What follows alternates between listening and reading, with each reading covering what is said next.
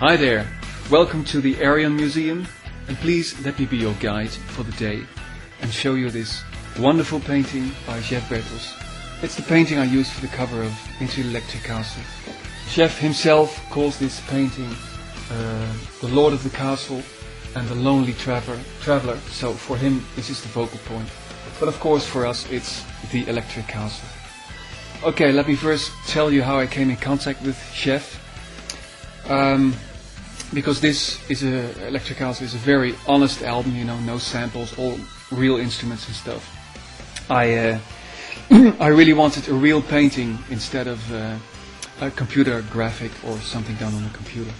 So I was looking for a real painter, and my brother saw his work on a gallery, and he sent me this brochure.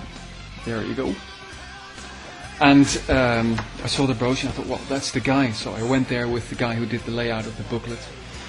And in his house he had all these paintings everywhere, you know. And I was going crazy. I was going, oh, this is so good. Oh, this is beautiful. This is amazing. And the art guy was going like, stop it, because he saw the price going up, you know. Well, anyway, I approximately told Jeff what he had to paint. What I wanted in the painting, you know. I told him about the story, and I told him about the titles of the songs. For instance, here you see the Rainbow Bridge. You see the Garden of Emotions. You see the two gates here, the Tower of Hope. Of course, there's space. You know, I wanted space in there, or constellations, as our dear Fish calls it. Here you see the voices in the sky.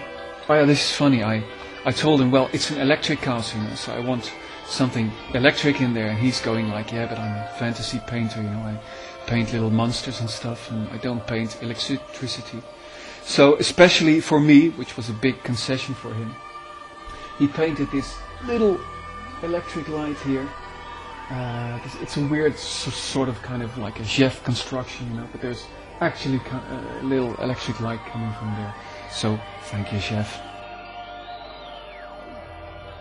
Okay, this album Into the Electric Castle was recorded on prehistoric ADAT recorders.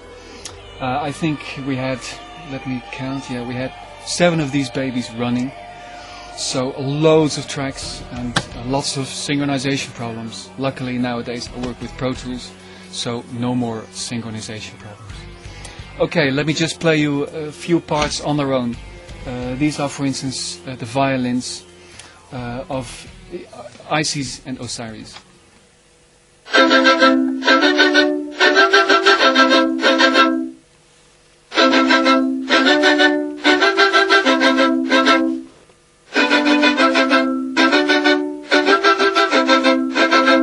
Played by Erne Olla of the Metropole Orchestra.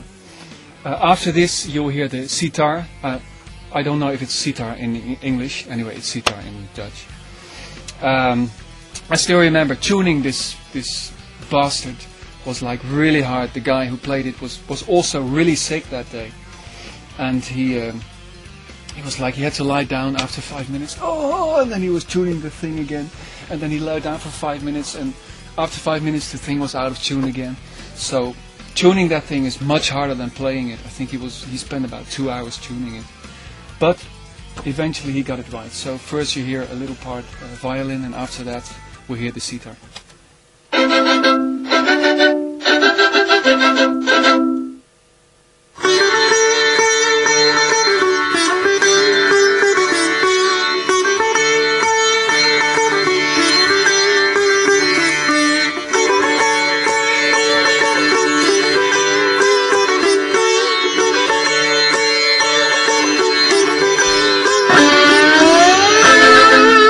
That was a guitar solo, but you don't want to hear that. Okay, I'm gonna play you a little part of Isis and Osiris with the mandolin. Here we go.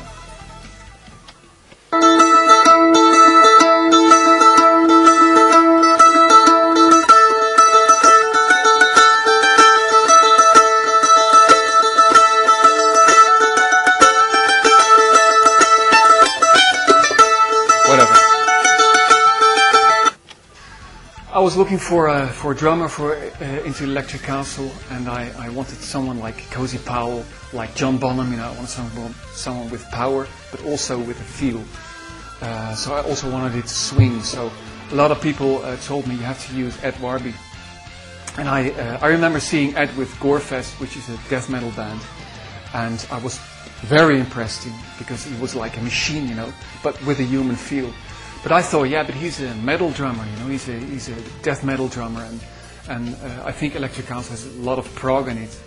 So, but as it turned out, I spoke to Ed, and he told me that he's a huge prog fan, and we have the same roots, you know. We like the same bands. We like Deep Purple and Rainbow, but also the whole prog scene. So he said, well, let me give it a try, you know, for Electric Castle. And he came in the studio, and I told Oscar, the technician, like this part is really hard. You know, this is a really strange time measure, and he's going to make a mistake here. Watch out, watch out. And I played it, and he had no problems with all the difficult time signatures. He had no problems at all with playing fast stuff, you know, playing double bass. And I have to tell you that I was amazed by this guy. And same thing as with Damien. I heard him play, and I thought, well, he plays what's in my head. You know, this is exactly what I want. Okay, I'm gonna play you a little part of the amazing Ed Warby now. Remember, this is the first time I ever saw him drum, and he did this fill.